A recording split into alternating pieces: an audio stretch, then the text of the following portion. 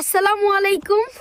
শীতের এই কুয়াশা ভরা সকালে তোমাদের সবাইকে স্বাগতম আমার ছোট্ট একটা ভ্লগে।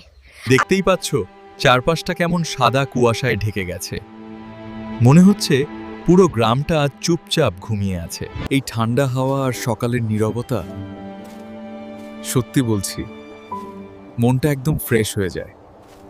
আজ ভাবলাম তোমাদের সাথে এই সুন্দর সকালটা একটু শেয়ার করি, কারণ এমন সকাল বারবার আসে না। দেখো, রাস্তার পাশের গাছগুলোতেও এখনো শিশির জমে আছে। একদম সিনেমার মতো লাগছে। দূরে কেউ একজন আগুন জ্বালিয়ে বসে আছেই।